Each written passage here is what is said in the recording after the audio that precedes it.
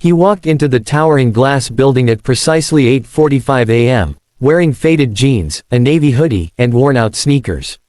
A black leather folder rested under his arm, unmarked, discreet. He could have passed for a courier, a temp, or maybe someone lost on the wrong floor. No one paid him any attention, which was exactly how he wanted it. Malik Henderson had long ago learned the power of silence and the weight of first impressions. He'd grown up being underestimated, looked down on, even ignored. That was his secret weapon. People never expected greatness from someone who looked like him, at least, not when he dressed like this. The elevator dinged softly as it reached the 42nd floor. The executive floor. As the doors opened, he stepped out and took a moment to absorb the ambiance. Polished marble floors gleamed under the soft morning light. An intricate crystal chandelier sparkled above a circular reception area, where a sleek white desk curved around a large brushed steel company logo, Harrington & Cole, innovating the future. That was the promise, anyway. Behind the desk sat a blonde woman with perfectly styled curls and sharp cheekbones. Her outfit was designer, her posture relaxed, almost dismissive. She held a pink emery board in one hand and filed her nails with long, sweeping motions while blowing a bubble with her gum.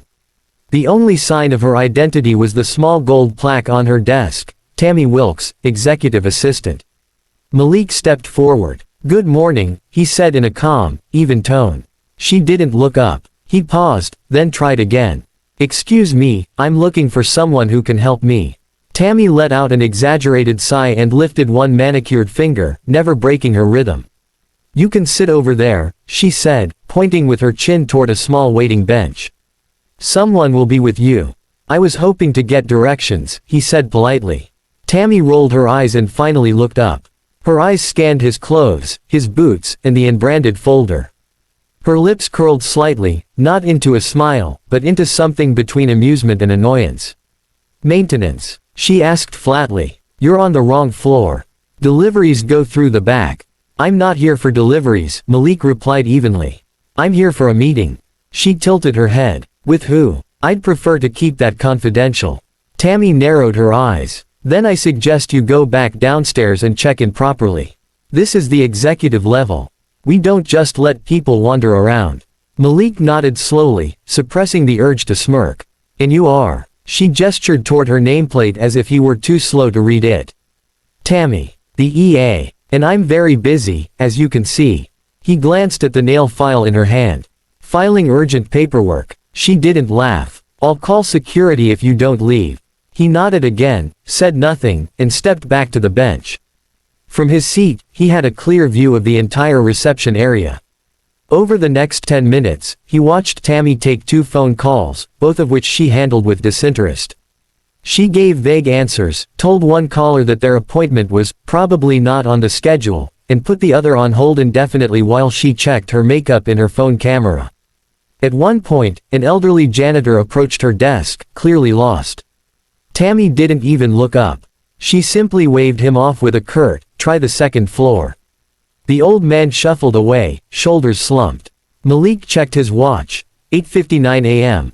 Right on time, the elevators opened again, and out stepped a small crowd of polished professionals.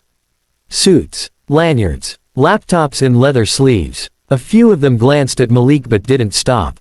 They were too busy moving up the food chain to notice the man sitting on the sidelines. Then came Victoria Nguyen. She was sharp, confident, and didn't miss a thing. The CFO of Harrington & Cole and Malik's most trusted lieutenant. She spotted him instantly and froze mid-stride, her eyes wide. "Mr. Henderson," she said, surprised. "What on earth, why are you sitting out here?" Tammy looked up sharply. Her mouth parted slightly. Malik stood and dusted off his hoodie. "Good morning, Victoria," he said with a faint grin. "I decided to come incognito today." Wait, you mean?" He nodded. "Testing the frontline experience." Victoria looked between Malik and Tammy. Tammy, now pale, slowly rose to her feet. "You're Mr. Henderson?" she asked quietly. Malik turned to her. "That's right." Tammy's face lost all its smugness. The emery board dropped from her hand and clattered on the desk. I didn't know." Malik raised a hand. "No need for excuses. You treated me exactly how you would have treated anyone else who didn't look the part. You didn't. I didn't look like someone worth your time," he finished for her. The rest of the lobby had fallen silent. People were frozen in place, watching, listening. Malik stepped closer to the desk. "You're the face of this floor," he said. "The first impression visitors get of our leadership team. And you just told someone who needed help to get lost, while filing your nails." Tammy's lips trembled. "I'm sorry. Are you?" he asked quietly. "Or are you just sorry I turned out to be someone with power?" She didn't answer. Victoria shifted uncomfortably. "Should I call HR?" Malik considered for a moment. "Not yet. Tammy, do you know how many people like me never get through doors like this? How many are turned away before they even get to explain why they're here?" "I didn't mean, you didn't think." That's the problem. Behind him, more people had arrived. Some executives from the branding team. A couple of junior associates. Everyone was watching now. Malik turned to face the room. "Let me be clear," he said loudly enough for everyone to hear. "This company was founded on the promise of innovation, diversity, and human dignity. But promises mean nothing if we don't live by them. If someone's value is determined by what they wear or how polished their shoes are, then we're not a company, we're a club. And I didn't sign up to run a club." There were murmurs. Some people looked down at their feet. Others nodded slowly. "This morning, I walked in dressed like someone you might ignore," he continued. "And many of you did. But let this be a reminder, you never know who you're standing next to. It might be the CEO. Or it might be the next person with an idea that changes the company. Or the world." He paused. "As for Tammy," he said without turning, "you are relieved of your duties pending an HR review. You may leave your badge and step away from the desk." Tammy choked back a sob. "Please, this job, it's all I have." "I understand," Malik said softly. "I also understand what it's like to be unseen. And I can't allow that to happen in this building again." Victoria stepped forward and gently guided Tammy away from the desk. She collected her handbag and disappeared into the elevator without another word. Malik stood in silence for a moment.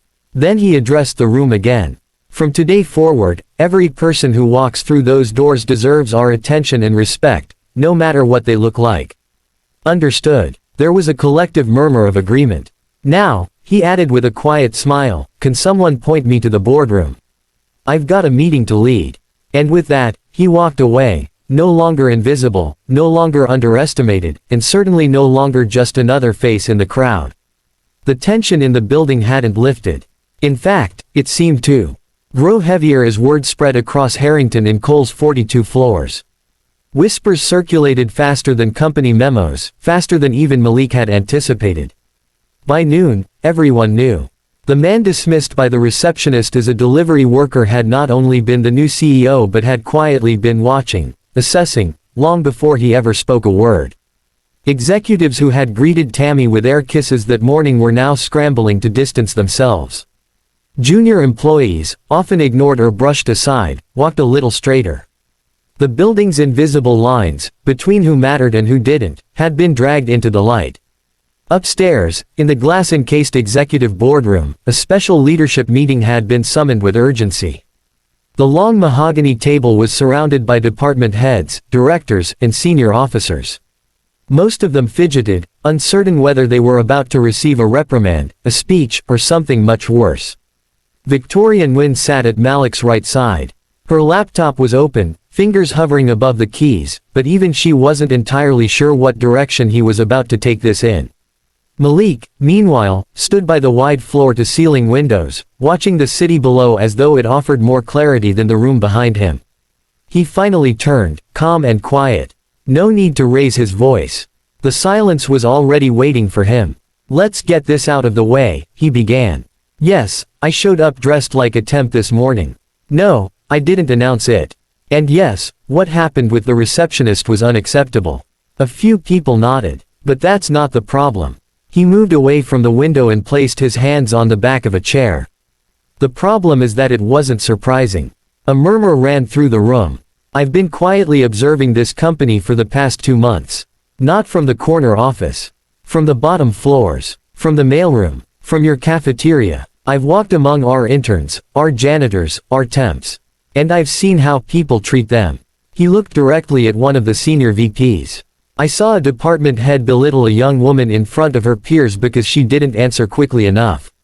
The VP shifted uncomfortably. I saw a junior associate take a project proposal straight to their manager, only to be told to pass it up the ladder because ideas don't come from your level. He glanced at another executive. I watched an entire floor ignore the janitorial staff, every day, never a hello, never a thank you. Malik exhaled slowly. This morning wasn't about me being the CEO. It was about me being invisible. Because to some of you, if someone doesn't wear the right badge, they don't deserve your attention. The silence was suffocating now. Victoria broke it. Malik, I understand your frustration. It's not frustration. It's reality, he said. I've been judged my whole life by the color of my skin. By my clothes. My accent. My silence. That's nothing new. What's new is that I'm now in a position to do something about it. He walked to the front of the room, gaze sweeping across the table. I didn't accept this job just to make Harrington and Cole more profitable. We already have a strong product, a powerful brand, and a global presence. But the soul of this company, the people, that's what's cracked. He paused, letting that sink in. Starting today, that changes. He reached into a folder and pulled out 3 printed sheets. Victoria began distributing them around the table. These are the first 3 structural changes we're making, effective immediately. People leaned in, reading. 1. Mandatory cultural empathy training. That means every employee, from executive to intern, will undergo quarterly workshops focused on bias awareness, communication, and dignity in the workplace. A few brows furrowed. 2. Every manager, director, and executive will be required to spend 1 full day each quarter working in a lower-tier role. You will answer phones, deliver packages, shadow the janitorial staff, serve in the cafeteria. You will learn what it's like to be on the receiving end of your own systems. Someone at the far end of the table spoke up. With all due respect, Mr. Henderson, this seems excessive. Some of us. Malik cut him off. Some of you forgot how it feels to be human in a system that dehumanizes. That's the problem. He tapped the 3rd item on the list. And 3, we're reopening all HR complaints filed in the last 12 months. A new committee, outside of HR, will re-review them for bias or improper dismissal. Those who ignored red flags will be held accountable. There was an audible shift in the room. Some gasped. Others stiffened. A few paled. These changes are not up for negotiation, Malik added. If you believe they're beneath you, feel free to leave your resignation with Victoria on your way out. He didn't blink. This company is moving forward with or without the people who think respect is optional. Victoria looked around the room, watching carefully. She knew the moment was bigger than policy, it was about the company's soul. Malik stepped back, folding his arms. I didn't grow up in boardrooms. I grew up in South Chicago. I wasn't taught how to network. I learned how to survive. And when I finally made it to business school, I had professors who wouldn't call on me unless I wore a blazer. So I got used to being overlooked. His voice lowered, but grew heavier with meaning. But now, I get to decide who gets overlooked. He walked toward the door, but stopped halfway. Any questions? Silence. He looked at Victoria. I'll be in the 15th floor conference room for the rest of the day. Anyone who wants to discuss how we make these changes work, join me. Then he left. The boardroom remained frozen for a long moment before conversation erupted. Some angry. Some confused. Some inspired. Downstairs, Malik stepped into the elevator. His reflection stared back from the mirrored panel. He looked tired, but clear-eyed. At floor 15, he found a small, overlooked conference room and settled into a chair. No polished mahogany table here. Just a chipped round desk, plastic chairs, and a dry erase board that hadn't been touched in weeks.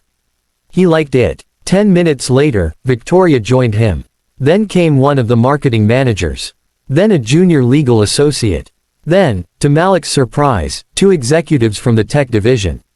Within an hour, 15 people were packed into the room, some sitting, some standing. All of them curious, some eager, some afraid, all of them silent at first. Then the discussions began. It started with hesitation, a question about implementation, a concern about backlash, but then someone, an intern named Corey, spoke up. I've had 4 ideas shut down in the past month. Not because they were bad, but because no one wanted to hear them from someone like me. Malik turned to him. Let's hear them now. The room listened. Corey's ideas were solid. One of them involved streamlining the onboarding process, something no one had thought to question before. By the end of the day, Malik had a notepad full of feedback, names of employees ready to volunteer for cultural ambassador roles, and a list of small, actionable changes that could begin immediately. Outside that room, the company had started changing already. Meanwhile, in a quiet hour office, Tammy Wilkes sat across from 2 representatives, one from HR, one from legal. She was pale, shaken, and no longer wearing designer anything. Her hair was pulled back. Her voice, small. I made a mistake, she said. I misjudged someone because he didn't look like he mattered. The HR representative nodded. We've reviewed the footage. We've seen the incident report. Do you have anything to say in your defense? Tammy swallowed. No. Just shame and regret. I've been here 5 years, and I thought I understood how things worked. Smile at the important people. Be efficient. Get ahead. But I didn't realize how cruel that actually is until today. The HR officer leaned forward. You're suspended pending further review. Depending on recommendations, termination is likely. You'll receive a letter by the end of the week. Tammy nodded, tears in her eyes. I understand. As she stood to leave, the HR representative hesitated. You're not the only one we'll be reviewing. She looked up, startled. Mr. Henderson believes this isn't about you alone. It's about all of us. Tammy left the building with her heels in her hand, unsure whether she had just lost everything, or finally been given a chance to see clearly.